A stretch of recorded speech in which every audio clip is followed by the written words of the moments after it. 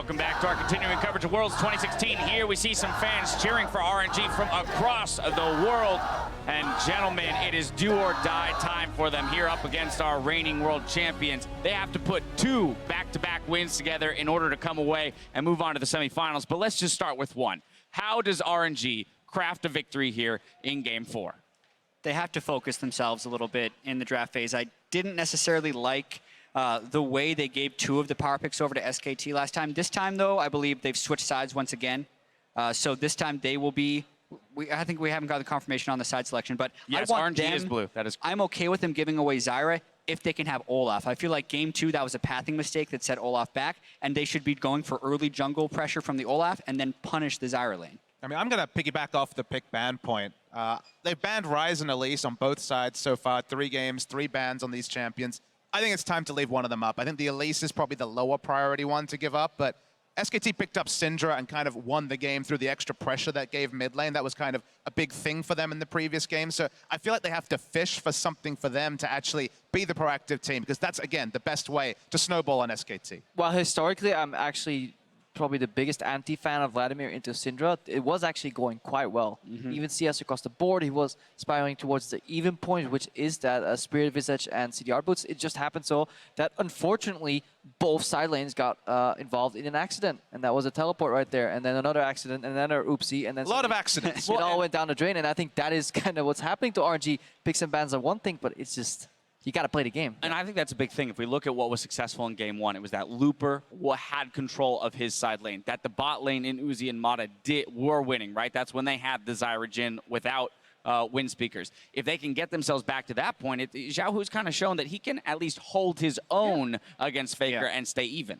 But one of the things that happens with all that is across a best-of-5 event against SKT, they mentally destroy you sometimes. We've already seen what look like mental mistakes from RNG, not clearing the jungle camp, taking the wrong mastery on your support with Mata. And as the shot caller, that can tilt the whole team if he's not then giving the right calls to everyone. So they have to start there, really, before anything else. And the kind of small scary point is that, you know, the mental mistake with the Wolf was when they were up 1-0. There were some more mistakes in this previous game. Yep.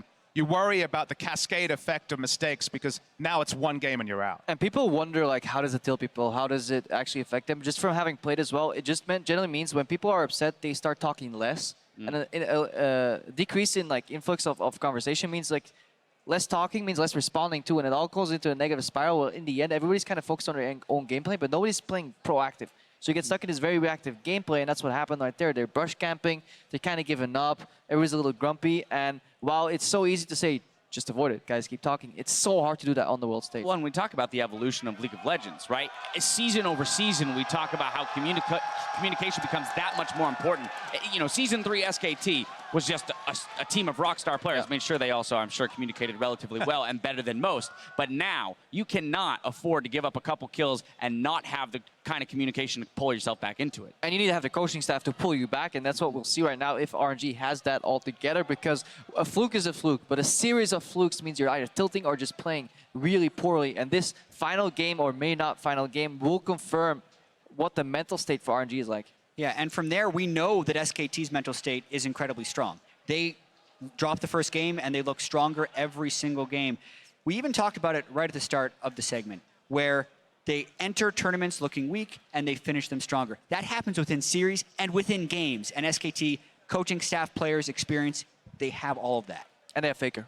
All right, well, hey, that's a big boon to the team right there. But it's time now to kick it over to our casters for Match Point. Welcome back to the Player Experience stream. I'm with LS, and Mark Z has returned for a single team look at this Game 4 between SKT and RNG. We'll enable Fog of War for RNG side and show only what the LPL representatives can see, enabling us to have a discussion on vision, rotations, macro strategy, focusing on how we would make decisions or how you may recommend your players to make decisions based on the information you have. The series thus far, Game 1 was looking good for RNG. It's since then been downhill, so my question for you gentlemen is this it? Is this the moment that Chinese fans can cheer for? Do they bring it back to Game 5, or is SKT just going to watch the light fade from RNG's eyes as they take this one out 3-1? Personally, I'm not too hopeful for RNG. I think they got ground out really hard in Game 2, and it was one of those losses that just feels terrible to play through. And then you pair that up with an extremely quick loss right after, where they clearly are making very forced plays. I think like their mentality is just not in it for a comeback. Interesting as we move forward, of course. We want to look a little bit at the warding present. We touched on this earlier in the day. We'll touch on it again. You can see wards placed per minute, games 1 through 3 worlds average. They are doing a little bit better in getting down that vision. Maybe that is coming in from the first win. So it does look like RNG, if they can't get a lead, are a good warding team. But the question is, you know, if they fall behind again, do we expect them to just fall apart completely, or is that the tilting, that mental frustration, that mental fortitude we talk about, does that come out in vision as well, or just in gameplay kind of mechanics? Well, I wish I had an answer for that, but I really don't know, because their game against TSM, where their tournament life was on the line, they found a huge advantage really early on, and then it's pretty easy to collect yourselves and then just ride off that momentum. But it would have been very interesting to see what would have happened had they fallen behind against TSM, and their match life, or their tournament life is on the line, match point. I feel like if RNG falls behind here, I don't know how they're going to respond to knowing that they might just get knocked out of the tournament.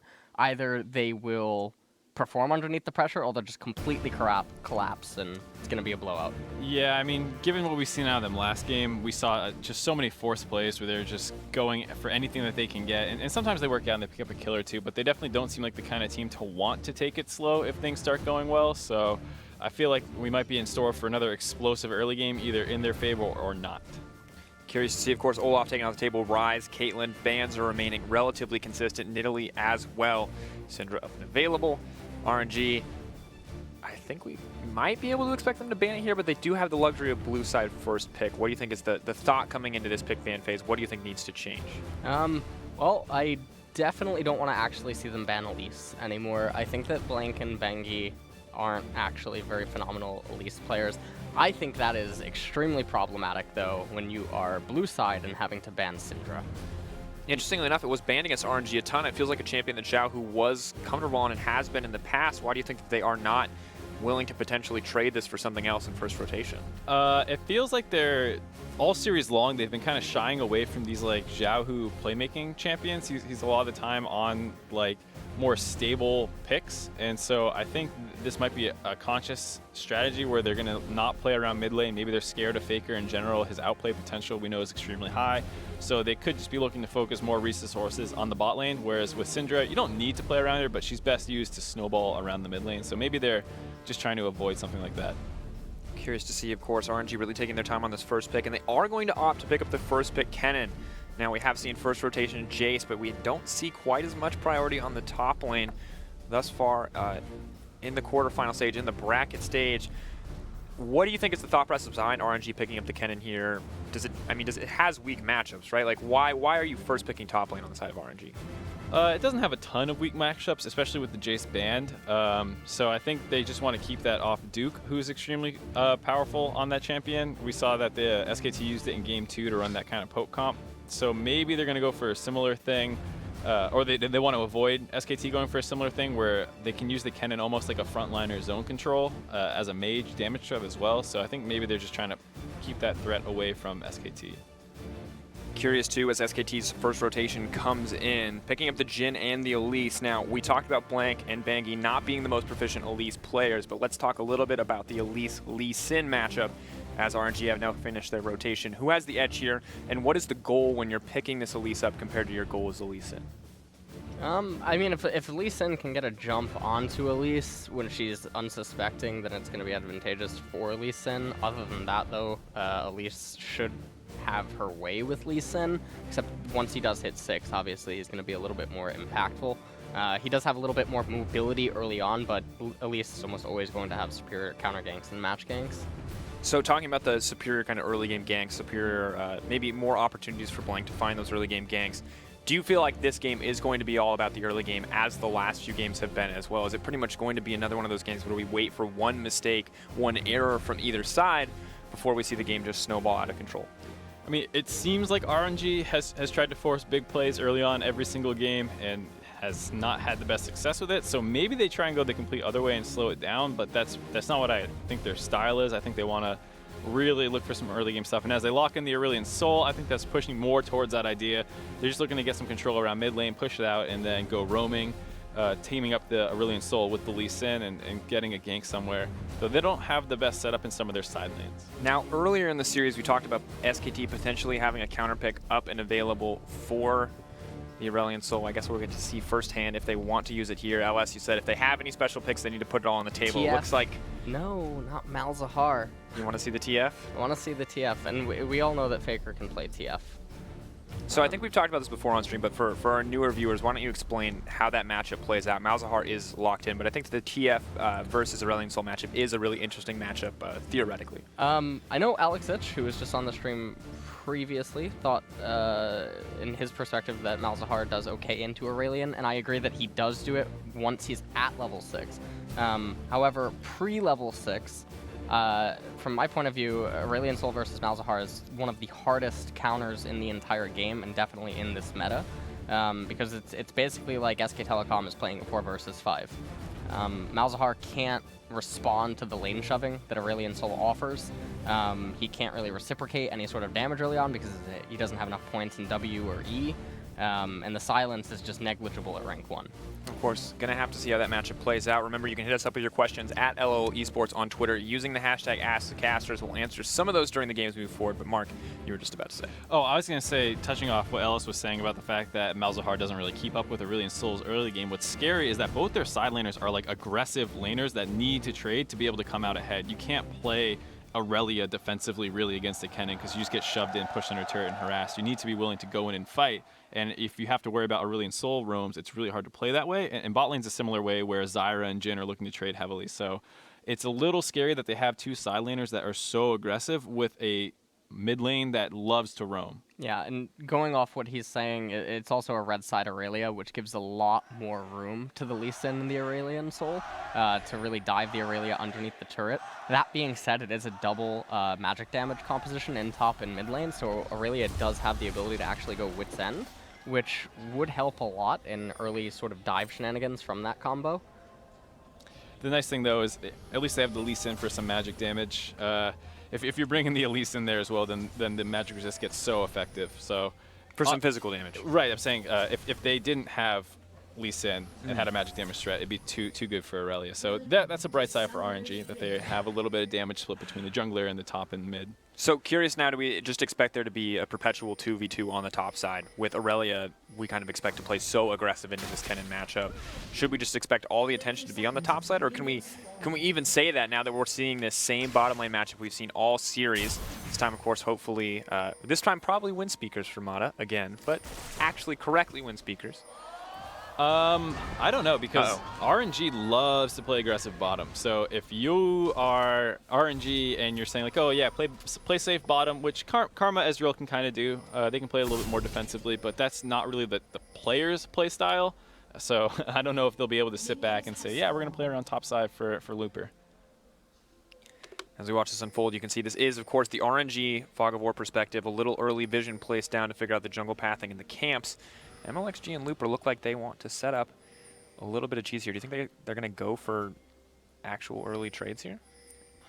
They might. I mean, given that SK Telecom has already seemingly backed off, I think that they have... Oh, they don't have it warded. Oh, no. This can get really ugly. Oh, he missed the that's bad. Oh, you want to talk the Krubs about are going to reset. The Krubs are going to reset. There's not going to be anything they can really get off Don't push that button, now. MLXG. No, he's just going to have to go back into his own jungle. It just slows both junglers down, really, and there's not much they can get out of it. Well, Elise actually benefits from this the most because Elise is able to tank camps via the spider link, whereas Lee Sin is going to be completely solo on everything that's going on. And already we're seeing a lot of aggression down on the bottom side. It looks like it may be RNG favored. It's hard for me to read. MLXG going to clear again.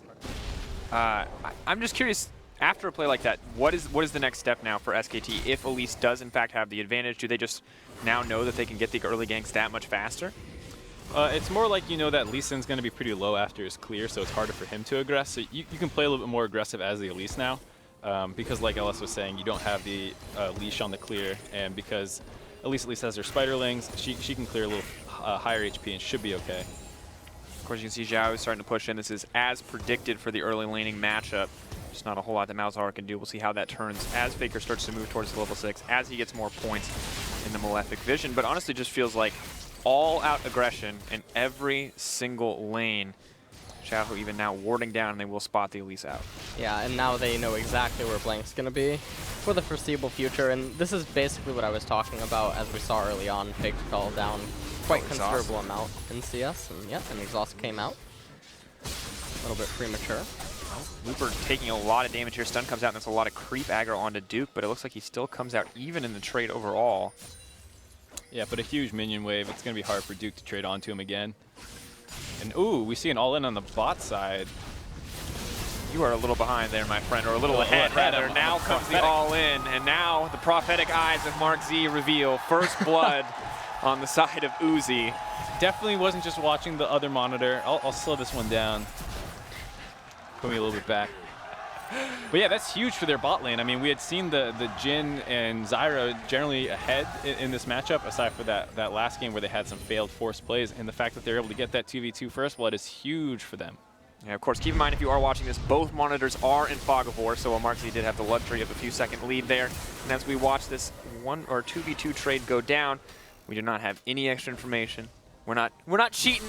We want to enjoy the Fog of War experience just as much as you guys can. Really try to figure out how RNG are making decisions and where exactly they're going to go next. But first blood now for the bottom lane. This is the start that RNG needed. What is the next step, however, to make sure that they can close it out as cleanly as SKT have been able to? Well, hold that thought for a second as Blank is top lane. What's going to happen right now, though, is that Duke's wave is going to crash into Looper's turret. And the problem for this is that Duke's recall was not the best, and he doesn't have teleport any longer. And now MLXG's route is going to be left-centric in terms of river, and that's going to play directly into Xiaohu. So now they can look to actually make plays against top lane, and Xiaohu might be close to level 6. Yeah, I mean, what's scary on the side of SKT is they basically have to guess where RNG can go because Wolf has no summoners bottom. They can also go bottom, but they have a wave going in top, which is scary, and they're also down some summoners in bottom. Though, I guess the summoners are actually even between the two. Oh, FLICKR getting aggressive here does throw down the damage, knowing that he has the creep wave to back him up. Just a little bit of poke traded down, however. Now we don't know where FLICKR is going to go. We have no idea what SKT's next plan is, but it looks like he's going to walk right back into mid. Yeah, level 5 Malzahar, not the greatest roam threat, but you have to be aware of it. Oh, stun going to come in. FLICKR taking decent damage. Does input buffer the Q, it looks like. Or no, still has the stun resistance up. It's almost level 6, and Xiaohu was taking an uncharacteristic amount of damage, actually, from those Voidlings. That was a pretty bad mistake, but he is ahead quite a lot in CS, and then there's also the Voidlings that he's killed inside of that, so the gold lead is quite big in mid. Voidlings giving a decent amount of gold, of course, have to be careful to give all of those over. Don't make the trades favorable in terms of the health advantage, but could make a trade with gold. Looper, what is going on across the map? Wolf is going to go pop, and RNG are going to take advantage of the roaming Aurelion Soul, while we see just ults traded on the top side. This is an interesting game, gentlemen. Let's talk about Looper's thought process on the top side. What exactly was happening there? I mean, yeah, you take it. I was gonna say that's basically just an all-in. He was able to get the stun on Aurelia, keep fighting her. I think the way Looper wants to play is just keep being really aggressive on the Aurelia and keep fighting. There's no big reason not to, and because this team has this pressure advantage in the mid lane that can go roaming, we see that there. He chose to go bottom, but he can easily go topside as well and start getting fights off like that. So I like the idea of the Kennen always playing aggressive and always looking to get him low, because then you don't have as big of a tell when the Aurelion Soul is coming.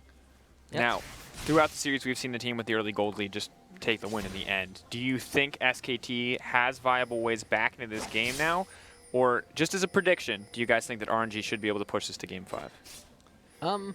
Well, SK Telecom's team composition, if it does reach 40 minutes, it's a pretty big nightmare for RNG to actually find a way to win the game, because it's going to be heavily reliant on flank teleport wards for Looper.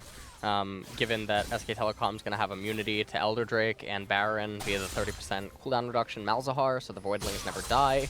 The Jhin ultimate is way too problematic for RNG's team comp to really deal with if Kennen doesn't have flash or something. So there's definitely ways back into the game. They're not completely out of it yet, but the pressure is on.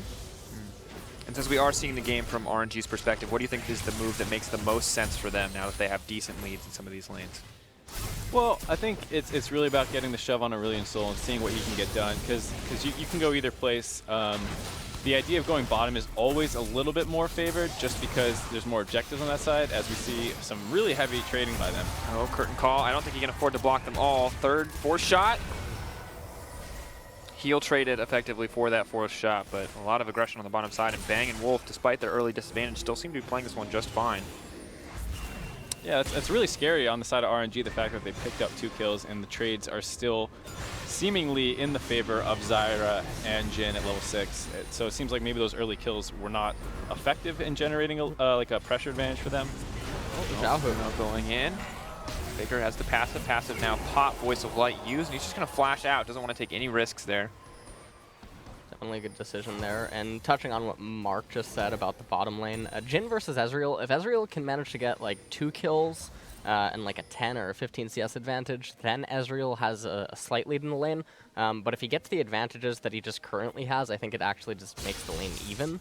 That's primarily how Jin versus Ezreal goes in the bottom lane. Obviously the Zyra and the Karma components are pretty important as well, but I don't think the advantages that they did secure was enough to really make it so that you could just expect Uzi and Mata to bulldoze through.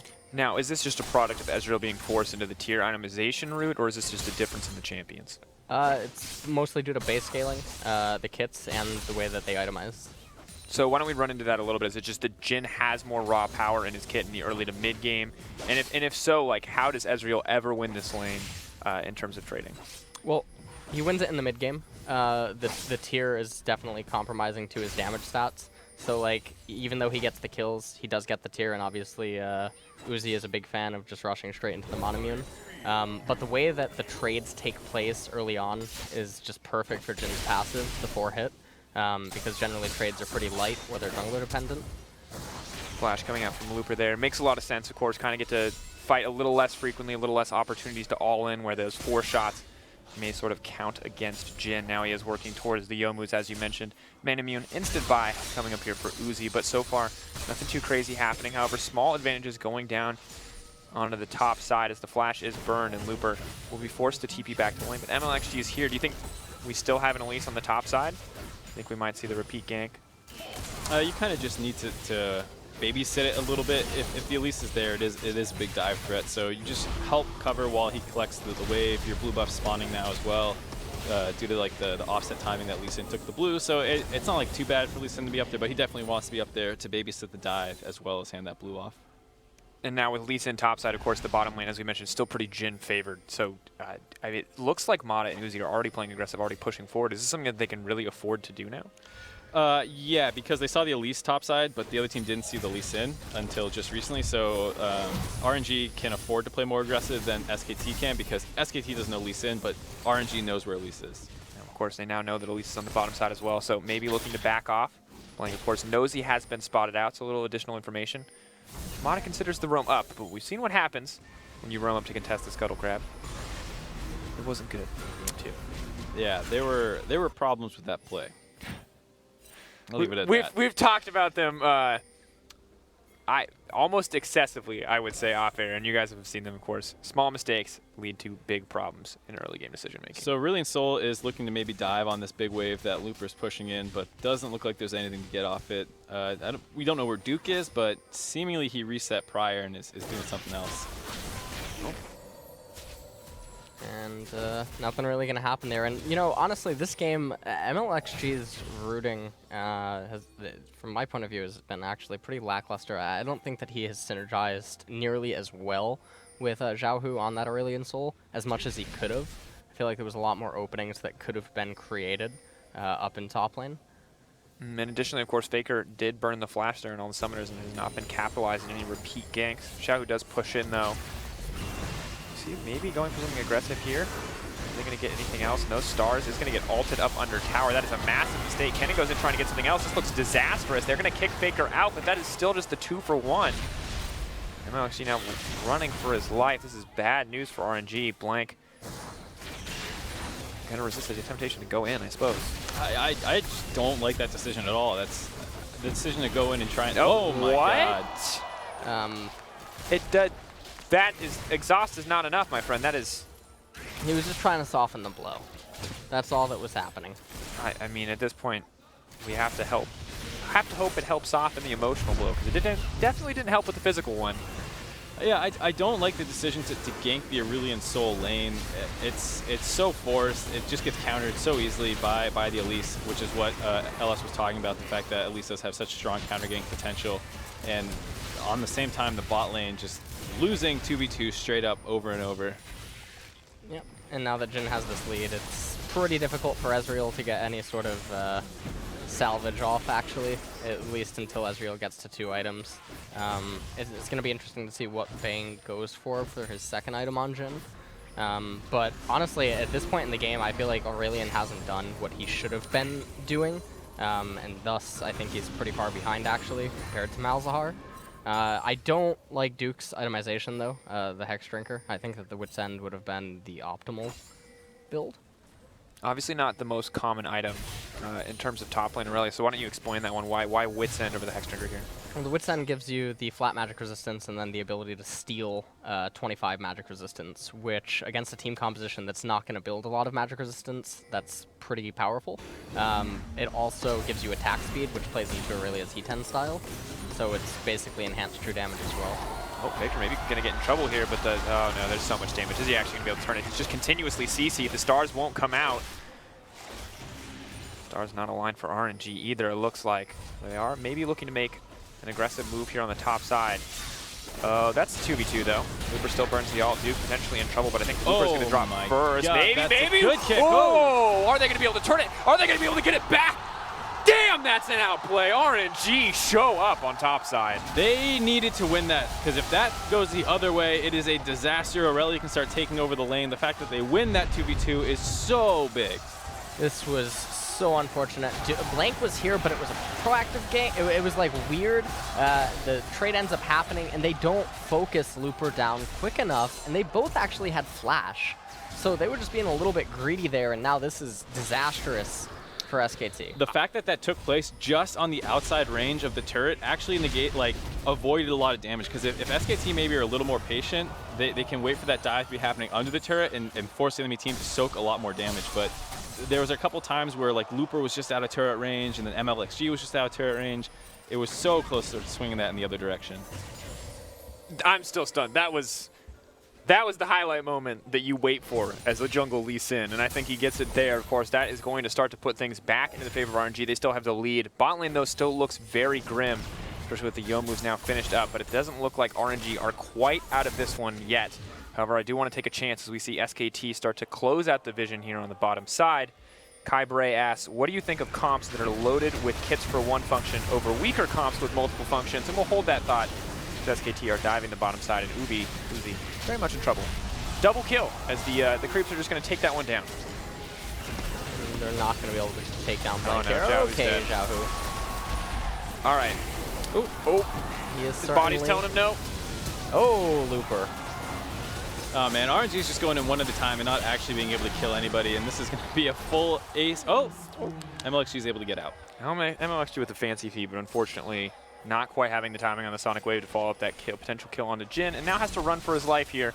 Don't think there's any room for the potential outplay. Nope, does get shut down, but I want to hit back on that Twitter question. Kai Bray, I'll leave this one to you guys to interpret here. What do you think of comps that are loaded with kits for one function over weaker comps with multiple functions? I think you got. No, okay. Well, I was going to say, I personally don't like it. The place you see it the most is like with a poke comp, where they just keep taking more poke things, and it doesn't actually let their comp function in any other way. So like, I don't personally like it when I see Jace, Varus, Nidalee, Caitlyn, Nami. Like, that to me is not a good comp, because it's like you can poke, but what else can you do, right? You don't have like real engaged threat. You don't have pick off potential. You just have a ton of poke. So for me, I like when they're a little bit more well-rounded, and that's my take on it. Yeah, that's actually something I talked about a little bit during the casts, is that generally the Korean drafts tend to be flexible and, you know, gears that they can turn on and off. One of the things, though, that I will say about one-dimensional team compositions, like the all-in poke or the all-in dive, etc., is that if you are very adept at playing them and your opponents have a weakness against that particular team composition, then it can be enhanced. It can sort of exacerbate any sort of problems that they might have against you. But other than that, I really don't like one-dimensional team comps. All right, good to have that come in. Glad you guys interpreted it that way. I was like, I think that's what he means. But yeah, I think so as well. In this game, I think the Aurelion Sol has not done nearly enough to impact the game. He keeps getting into these like random 1v1 fights mid as opposed to trying to go and impact the rest of the map. To go down with so much trading going on bottom, if they ever could have just paired up the jungler mid and got down there early and won those fights, I think they could have been really big for them. Duke trying to make his way out there, and it looks like RNG continuing to pay attention to the top side, but SKT are on the way. You can't see much through the fog of war, but glimpses of champion portraits. Suddenly a Nidalee in the lane, a Malzahar as well. If anyone tanks Cocoon, they are set to fall, and it looks like Looper is the target. No, MLXG trying to double down on that advantage. Xiaohu throws in the stars, throws in the galaxy. Not going to be enough. Now Wolf is here, and I feel like RNG's is actually completely falling apart, and it's also very, very problematic that 3 of their kills is on MLXG, who his itemization is also very peculiar. I mentioned earlier how it was very likely that RNG wouldn't get magic resistance, and I feel like he's getting the Hex Drinker because he's the one that has to go in to make the insect play onto one of the members of SK Telecom, and then he just suspects that FLICKR maybe locks him down. But I don't think that's really a reason to get that item. I would rather just see you get a defensive magic resist item. And this looks pretty grim. We talk about wanting to see more from the Aurelion Sol. Let's talk, like, what is the ideal Aurelion Sol game? I want to touch on that since it appears we're going to have a little bit of time before RNG can make any more proactive moves. Well, I don't think that he rode FLICKR enough in CS, and then I think he also made the champion look pretty fair. So, I mean, this performance, he was way too conservative during the laning phase, and I don't think that he synergized nearly as well with MLXG as he could have. And part of that isn't maybe his fault, but also the routes that MLXG chose to take on Lee Sin. But when you pick Aurelion Sol, he's sort of like the Neo Evelyn from like Season 3 or something, where he needs to roam and get ahead, and a lot of his strengths come from getting ahead and abusing that mobility and making the enemy team play a 4 versus 5.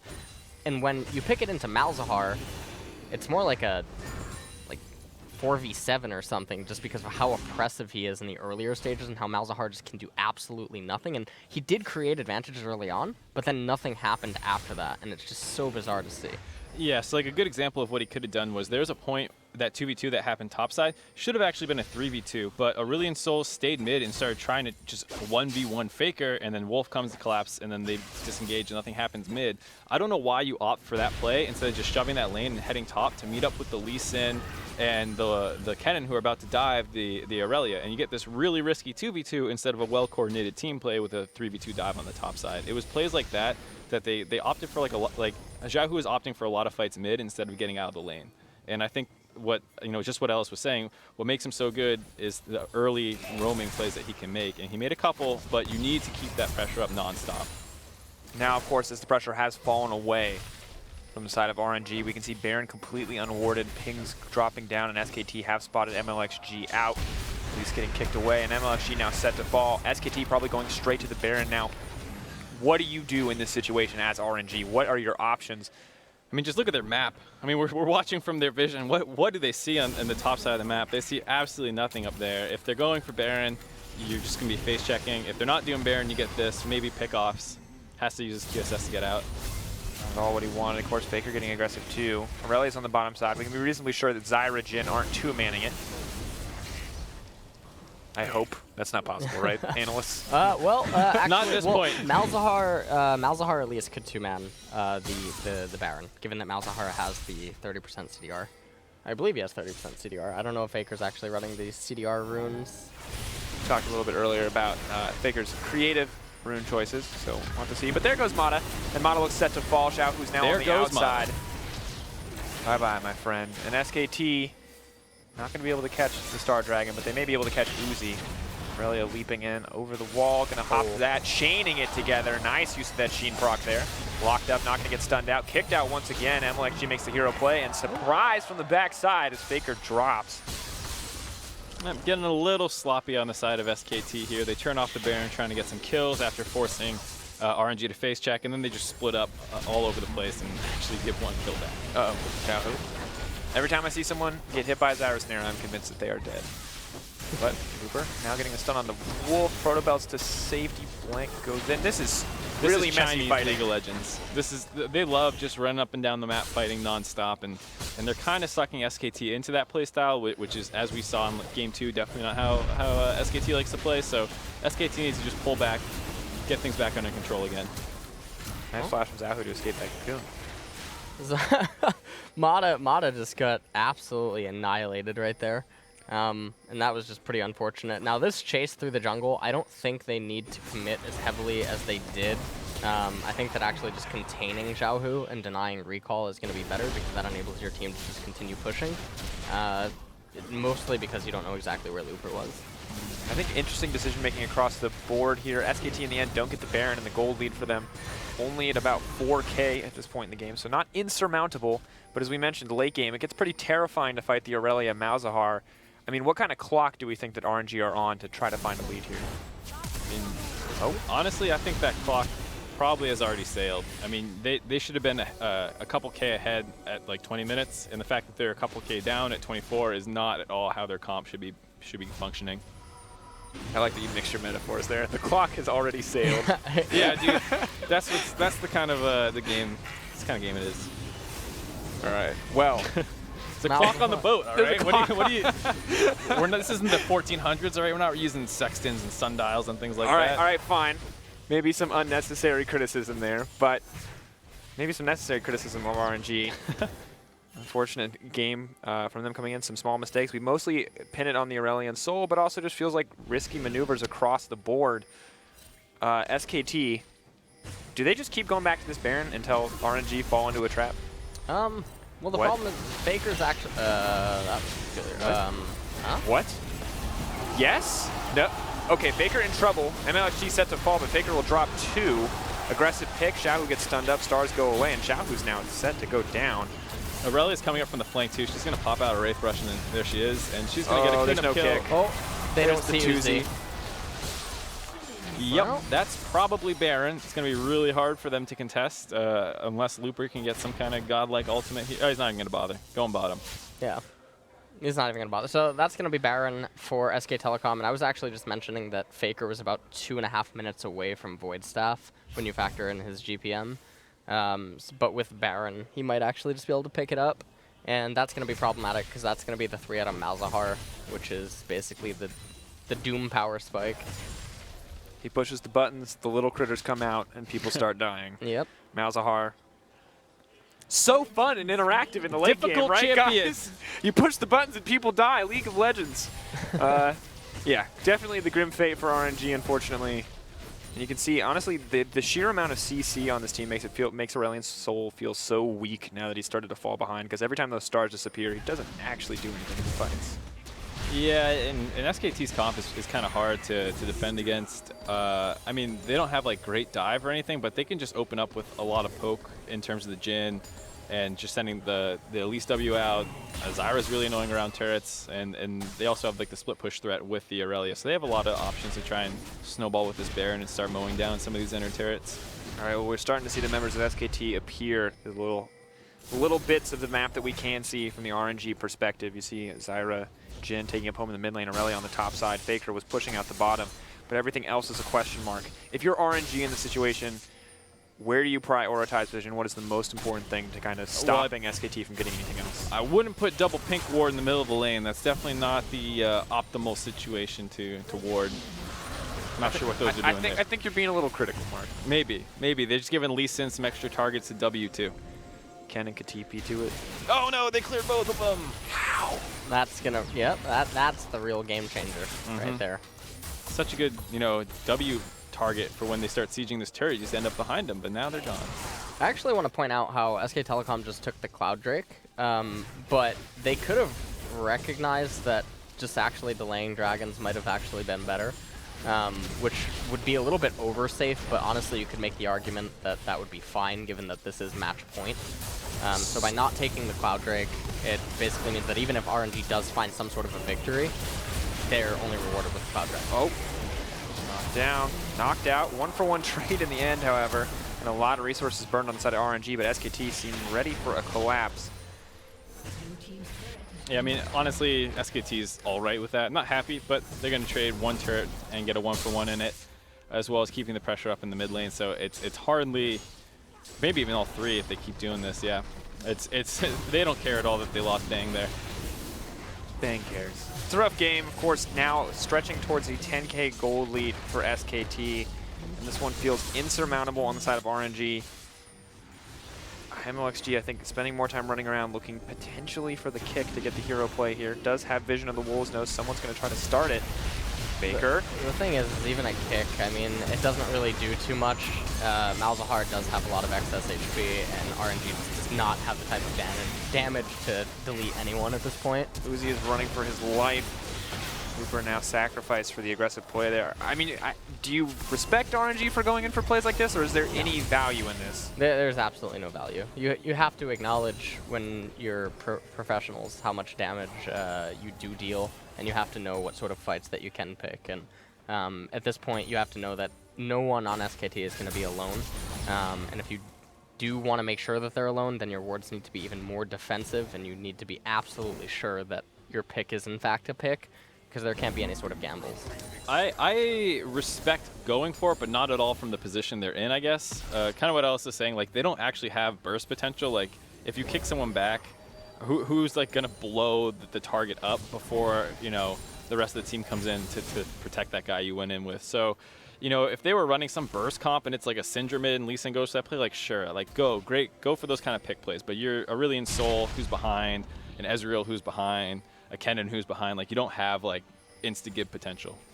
Well, gentlemen, as one-sided games usually go, and a shame to see a quarterfinal series end in such a one-sided game, although MOXG may look to change that. Blank. I think he's just trying to prove he can actually insect at this point. You're so rude. You're so cruel, Mark Z. These are people with feelings. Oh, wow. Feelings They don't that even may get not blanked. matter in the face of this curtain call. How many people are going to die for this? Looks like Everyone. one. It's going to be a clean ace. Mata's running for his life. Not going to happen. Well, one desperate RNG. Twitter questions, because this game is swiftly on the way out. Let's get Patrick Fritz's, because I like this one. It's pretty general. Sorry to anyone else who missed it on. At PatrickFritz67 asks, at learning the game, should I stick to 2 or 3 champions or always try to pick good matchups? Notice I did not take a question from this game, as it's pretty cut and dry exactly what happened. When you're trying to get better, it's always better to condense your champion pool and play a few champions. Counter picks don't really exist, because even if you are in a counter pick, you probably don't know why. Or you can't play it correctly. Or you can't play it correctly, so that doesn't really matter. Just play a few champions and focus on improving them, and stick to playing 2 to 3 lanes. There you go. 2 to 3 lanes. 2 to 3 champions. RNG played all 5. It did not work out for them. 5 roles, that is, not 5 lanes. There's only 3 of those. Of course, this was a grim series, and I don't want to take anything away from SKT because they dominated this and are very much in tournament shape. This is, of course, still a World Series, so I think we got to give the credits due. RNG did put up a decent fight, but now, looking ahead, who can take down SKT?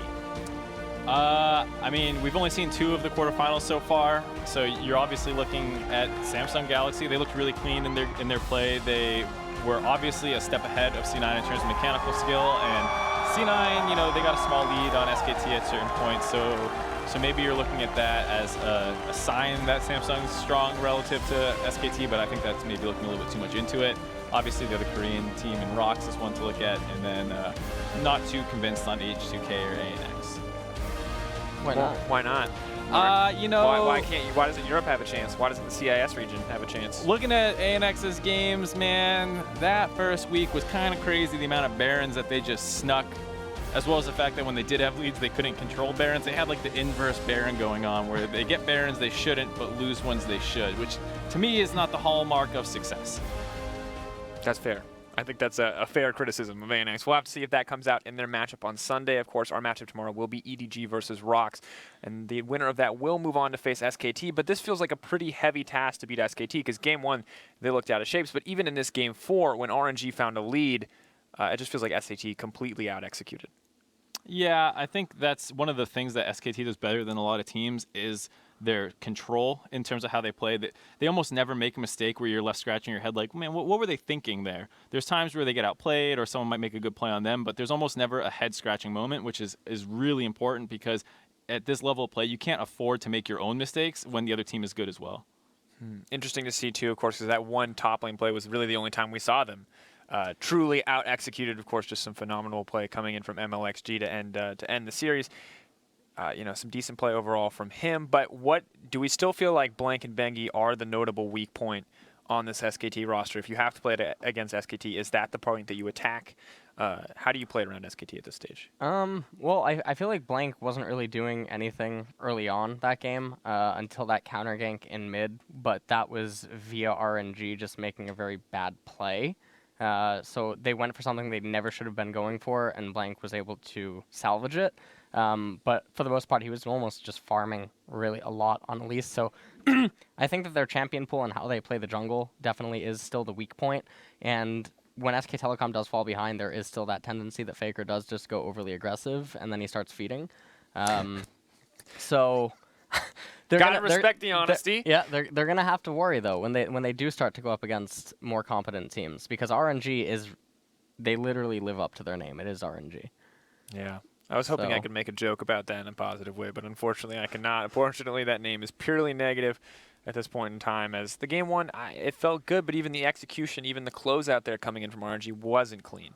It was still a very back-and-forth game. No, it almost felt like it heavily relied on the RNG factor of the Dragons, where they got the double Mountain Drake, and then they stalled out for so long, and then finally they're like, hey, SKT's finally not around, and we burned Baron down really quickly. Let's go get that. So it didn't feel like they ever just destroy you around Baron the way SKT does, where it's like face check us, face check us, face check us. I mean, we witnessed that in that game. It's just face check, please. You walk in, Mata dies immediately. Yes, you get a kill back on FLICKR, but the rest of the map just starts to fall apart. And I think one of the perks of the Fog of War stream is you get to watch how hard it is to play around Baron as a professional team. Because in solo queue, it's like face check a Baron, okay, on to the next game. But in competitive play, there's so much riding on that, and it feels like, I mean, when you're playing up against a face checking a Baron, what do you think is the decision-making process there? Is it just like, I have to accept that we're going to take this 50-50 shot, that they're either waiting in the brush to kill me, or is it just like, once you're in that situation, there is no right answer and you just have to take a risk? It's a lot of resource management. So you should have a couple like face-checking abilities, like often Ezreal ult is one that you'll often see, or Jhin has a couple abilities. There's usually a couple champions with abilities that you can kind of shoot in and check with. You have your blue trinkets, and you have your pre-warding before you get into that situation. So it's really about SKT or whoever's controlling the Baron, like kind of choking those resources out of you, and then finally you have to face check. And that's what SKT does so well, is that they just keep forcing those outs, and then eventually you have to face check it. And then they're there either chunking you or the Baron's going away. Yeah, obviously just an incredibly oppressive way to play. We'll hope to see the same clean execution from our teams in tomorrow's game, but that is going to do it for us here today on the Player Experience stream. Tune in tomorrow when Matt and Kiwi Kid are on hand to break down 5 fresh takes on the matches between Rocks, Tigers, and Edward Gaming. If we go to 5 games, it may just be 3, maybe 4. We'll feature some more single-team vision discussions alongside dives to the jungle, top lane, and bottom lane. Now, for everybody who helped bring you the Player Experience stream, thank you for watching, and we'll send you back to the main stream for an interview with SKT's FLICKR to close out the day. 내리 세 경기를 이겼습니다. 어떻게 그렇게 바로 리셋을 해서 좋은 경기력을 끌어올렸는지 말씀해 주세요. 제가 1경기 때 손도 좀 많이 차갑고 약간 제가 플레이가 많이 안 돼서 1경기 때 미드 라인에서 압박을 많이 못 넣어줬는데 2경기 때부터는 좀 잘 돼서 그냥 좀 자연스럽게 잘 된 것 같아요. So at game 1, actually my hand was still cold, and I don't think I was like warmed up completely, and so I didn't perform too well. But starting from game 2, I got to have my games going on, and I had some good plays. So I think starting from that point, it was okay for us, yeah.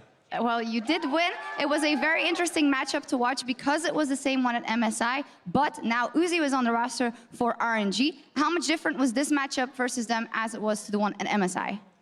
MSI 4강에 이어서 다시 한번 RNG 팀을 붙게 되었는데 그 당시 RNG 팀과 다른 점은 이번엔 우지 선수가 로스터에 추가되었는데요. 그 당시 RNG 팀과의 경기랑 이번 경기는 어떻게 달랐었는지 말씀해 주세요. 그때 당시나 지금이나 좀 강력한 팀인 건 맞지만 그때보다 이번 경기가 저는 좀 더 쉬웠다고 보고 이번 경기에서 좀 상대가 롤드컵 경험도 없고 또 뭔가 약간 긴장된 듯한 플레이를 보여서 저희가 좀 더 쉽게 이겼던 것 같습니다. So I think like compared to MSI and now RNG is still a really strong team, but actually I think today's game was easier compared to our MSI matchup because I think they were maybe a bit nervous or they were on their like own game. So I think overall today was an easier game for us. And you guys looked fantastic as well, and that means you're advancing to the semifinal now.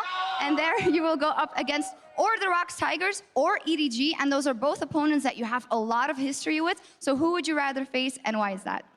이제 다음 4강전에서는 락스 타이거즈 팀 또는 EDG 팀과 붙게 되었는데 두 팀 다 SKT랑 매우 사연이 많은 팀들인데요. 그 두 팀 중 어느 팀과 붙기를 원하시는지 그리고 왜 붙고 싶어하는지 말씀해 주세요. 저는 어떤 팀이 올라오든 다 재밌을 것 같아서 크게 상관은 없는 것 같고 근데 만약에 EDG가 락스를 꺾고 올라오면은 좀 락스를 꺾고 올라오면 얼마나 강력한가라고 좀 생각을 할 것 같아서 좀 무서울 것 같아요. So I think it's going to be a really interesting matchup, whichever team advances. But if EDG beats Rocks, that would mean that they're a really good team enough to beat Rocks, so that'd be kind of scary for us. That would be, we'll see. Finally, FLICKR, there were a lot of cheers here for you today. The crowd absolutely loves you.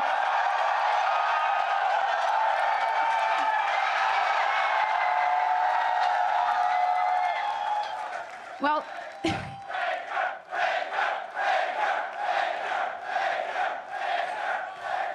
and North America was also where you won your very first World Championship. Is there anything you want to say to them?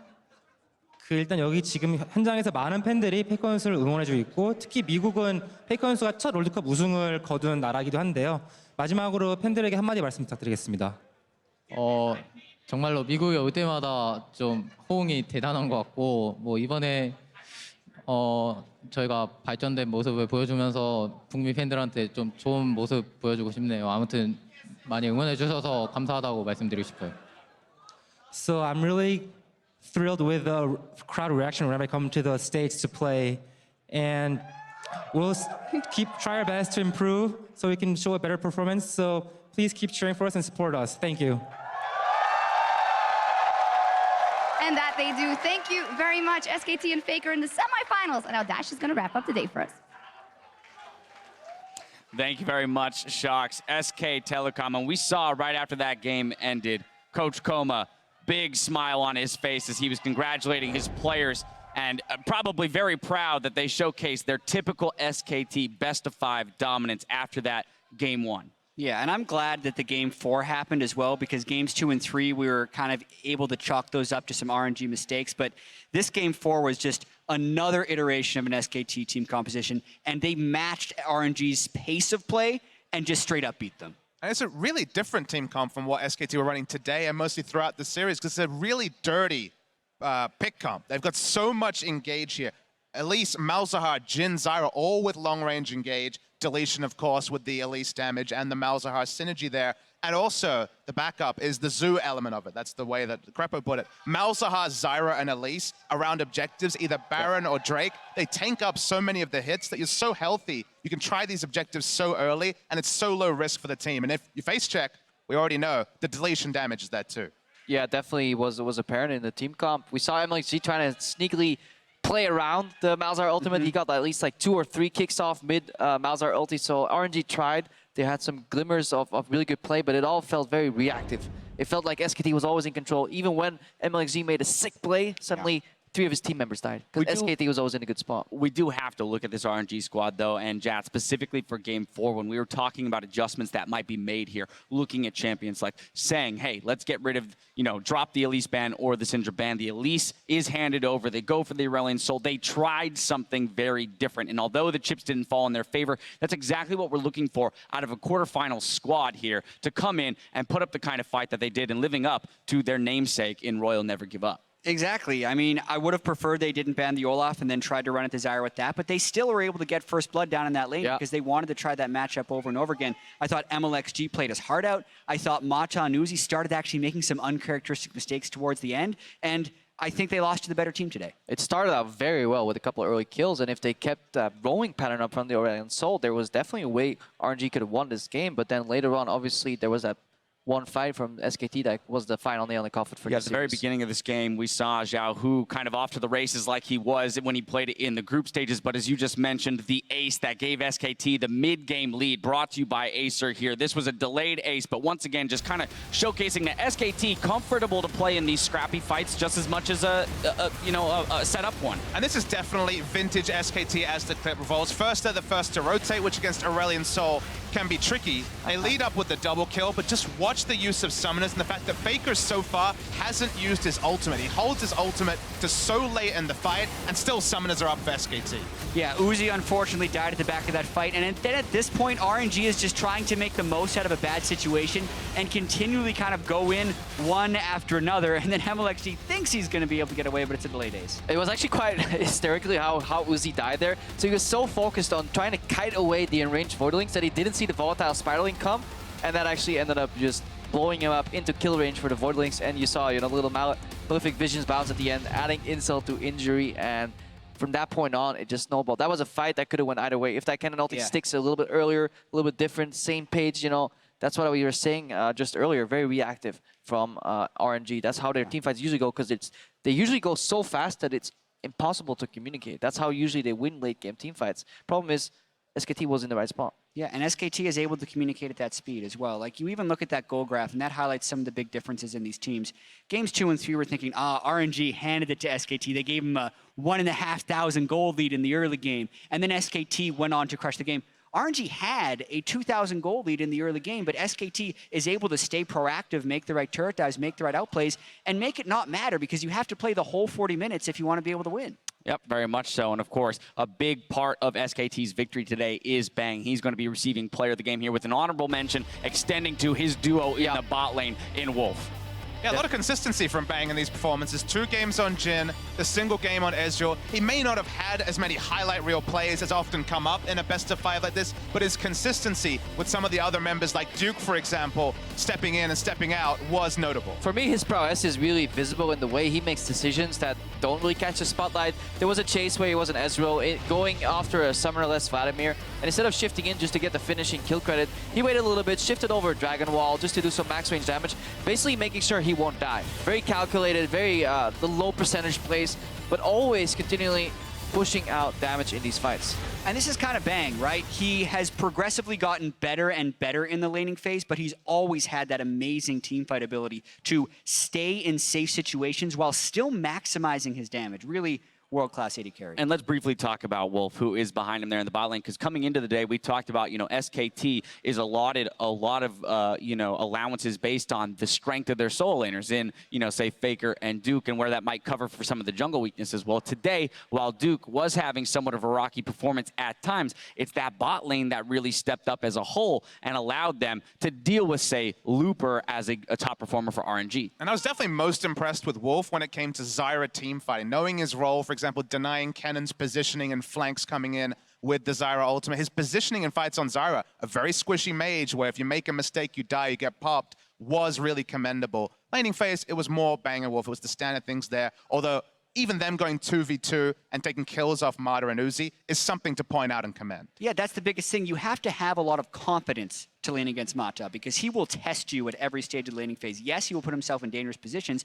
but you have to be a confident, strong player like Wolf in order to match that and then punish Mata for his moves. Well, a scary SKT moving towards the semifinals here, and with half of our quarterfinal matches played, let's go ahead and take a look at the updated bracket. Samsung Galaxy and SKT have qualified for the semifinal round in New York City. Of course, they're on opposite sides of the bracket. Tomorrow, join us at 5 p.m. local time, 3 p.m. Pacific, as Rocks Tigers go head-to-head with Edward Gaming for the chance to play on stage at Madison Square Garden. Gentlemen, this is another big one we've already talked about. We've got 2 Korean teams in the semifinals, a possible third here. But how are we feeling about this Rocks Tigers EDG matchup? I mean, FLICKR said it in his interview, if EDG win that matchup, they're definitely good enough of a contender to challenge SKT, all under the premise, because a lot of things are looking at that this SKT versus Rocks matchup in semifinals will be a very close one. And look, Rocks were the favorites before we found out the unfortunate information that has to be that emergency sub.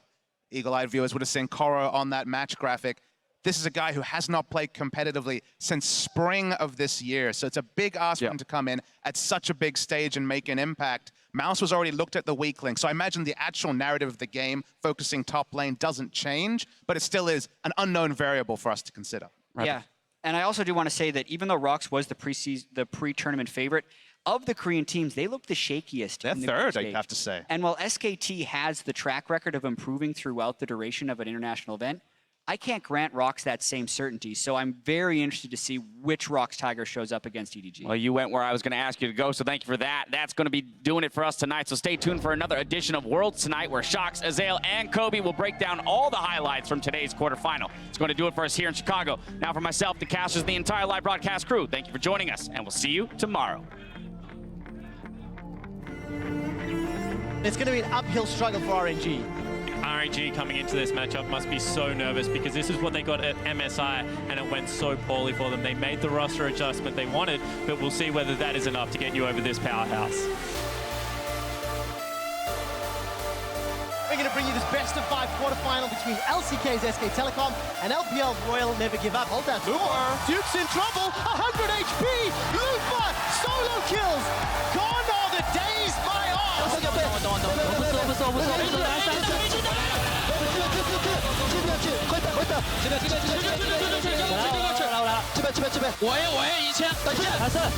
Blank will be subbing in for Game 2 in place of Bengi.